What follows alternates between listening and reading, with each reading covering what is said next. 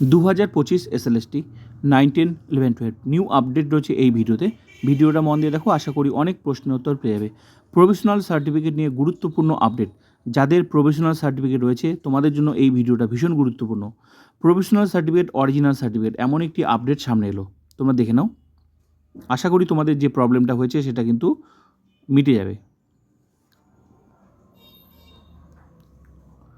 বাবা সাহেব Ambedkar university notice দিয়ে দিয়েছে।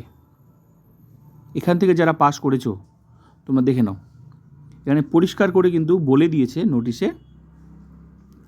তো এই সময় কেন নোটিশ দিল? কারণ নিশ্চয়ই সবাই এই ইউনিভার্সিটিতে মেল করেছে, গিয়ে কমপ্লেন করেছে যে আমরা পাস করেছি এসএলএসটিতে, চাকরির সমস্যা হয়েছে, তো প্রফেশনাল সার্টিফিকেট জমা নিচ্ছে না। তো এর ফলে আমার মনে হয় একটা নোটিশ দিয়েছে। তো এখানে কিন্তু পরিষ্কার করে লিখে দিয়েছে, দেখো তোমরা, professional certificate as a original certificate. পরিষ্কার করে এই ইউনিভার্সিটিতে যারা পড়েছো, আশা করি তোমাদের সমস্যাটা মিটে যাবে।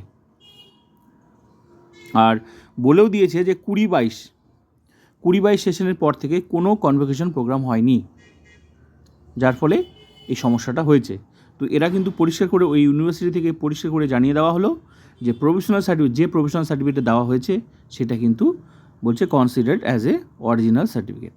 তো আশা করি এরপর থেকে এই নোটিশটা তোমরা অবশ্যই সবার কাছে রাখবে। যাদের সমস্যা হয়েছে, আমার মনে হয় তোমাদের সমস্যাটা মিটে যাবে।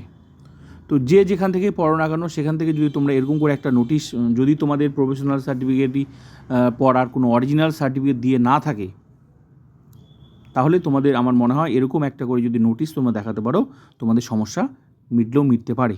আশা করি তোমাদের সমস্যা মিটে যাবে। এই ভিডিওটা তোমাদের জন্য ভীষণ গুরুত্বপূর্ণ।